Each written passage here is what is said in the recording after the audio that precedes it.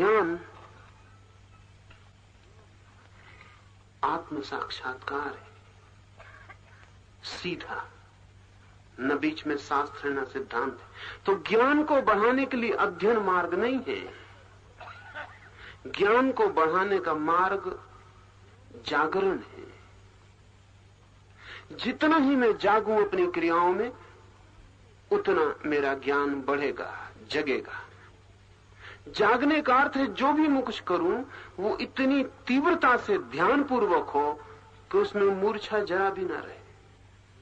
कभी एक छोटा सा प्रयोग करें तो आपको पता चलेगा कि मूर्छा कितनी गहरी है। कभी अपनी घड़ी को देखें, उसमें सेकंड का कांटा है। तय कर लें कि 1 मिनट तक सेकंड के कांटे को होशपूर्वक देखेंगे। 1 मिनट ज्यादा बड़ी बात नहीं है, 1 चक्कर सेकंड का कांटा पूरा लगाएगा। होशपूर्वक देखेंगे। होशपूर्वक का मतलब आपको समझा दूं ताकि आपको प्रयोग आसान हो जाए। ये जो कांटा सेकंड का घूम रहा है इसको भूलेंगे नहीं, 1 मिनट तक याद रखेंगे। ये सेकंड का कांटा जा रहा है, जा रहा है, जा रहा है। ये 60 सेकंड पूरे करेगा 1 मिनट। आप चकित हो जाएंगे कि 60 सेकंड में कम से कम 3 बार आप चूक जाएंगे, भूल जाएंगे कि क्या देख रहे। कोई और ख्याल आ जाए, कोई और बात आ जाएगी, मन कहीं एक क्षण को छिटक जाएगा। कम से कम 3 बार। 20 सेकंड भी खींचना मुश्किल है जागृत भाव को। तब आपको पता चलेगा कैसी मूर्छा है। मैं 60 सेकंड तक एक कांटे के घूमने को भी स्मरण पूर्वक नहीं देख सकता हूं कि देखते वक्त मुझे याद बनी रहे कि मैं देख रहा हूं कांटा घूम रहा है।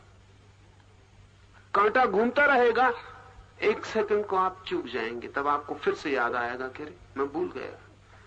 तब तक आप देखेंगे कांटा 2-4 सेकंड आगे जा चुका। उतने गैप, उतने अंतराल में आप कहीं और चले गए, होश यहां न रहा। ऐसे कोई भी काम कर रहे हो तो होश पूर्वक करने की कोशिश करें। अलग से समय देने की कोई जरूरत नहीं है। भोजन कर रहे हैं तो होश पूर्वक करें, भोजन चबा रहे हैं तो होश पूर्वक चबाएं। किसी को पता भी नहीं चलेगा कि आप कोई साधना में लगे। सांख्य की साधना का पता भी नहीं चलता। सांख्य की साधना का कोई पता नहीं चलता कि कोई साधना कर रहा है कि नहीं कर रहा है। योग की साधना का पता चलता है क्योंकि उसमें बाहर की क्रियाओं से प्रयोग करना होता है। सांख्य की तो अंतर क्रिया है। श्वास चल रही है, इसका ही ख्याल रखें। बुद्ध ने इस पर बहुत जोर दिया। बुद्ध ने बहुत जोर दिया है इस पर कि आदमी चल रहा है, बैठा है, उठा है, लेटा है, एक चीज तो सतत चल रही है, घड़ी के कांटे की तरह। श्वास, उसको देखते रहे। श्वास भीतर गई तो होश पूर्वक भीतर ले जाएं, श्वास बाहर गई तो होश पूर्वक बाहर ले जाएं। चूके ना मौका, एक भी श्वास बिना जाने न चले।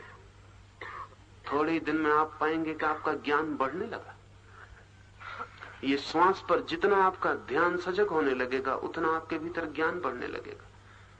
अगर आप घंटे भर भी ऐसी स्थिति बना लें कि जब चाहें घंटे भर श्वास को आते जाते देख लें और कोई बाधा ना पड़े, तो सांख्य का दरवाजा बिल्कुल निकट है।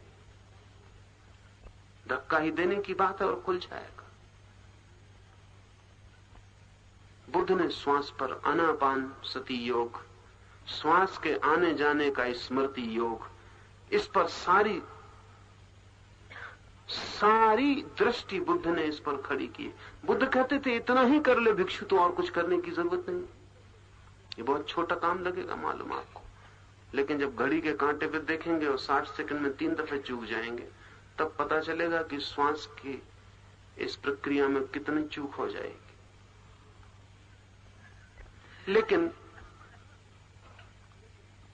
शुरू करें तो कभी अंत भी होता है, प्रारंभ करें तो कभी प्राप्ति भी होती है। ये एक अंतर क्रिया है। ये राम राम जपने से ज्यादा कठिन है, क्योंकि राम राम जपने में होश रखना आवश्यक नहीं है। आदमी राम राम जपता रहता है यंत्रवत, होश रखना आवश्यक नहीं है। और तब ऐसी हालत बन जाती है कि वो काम भी करता रहता है, राम राम भी जपता रहता है, उसे ना राम राम का पता रहता है कि मैं जप रहा हूं, जप चलता रहता है, यंत्रवत हो जाता है। इसलिए अगर राम राम भी जपना हो तो राम राम जपने में दोहरे काम करने जरूरी है। जप भी रहे और जप का होश भी रहे तो ही फायदा है, नहीं तो बेकार है।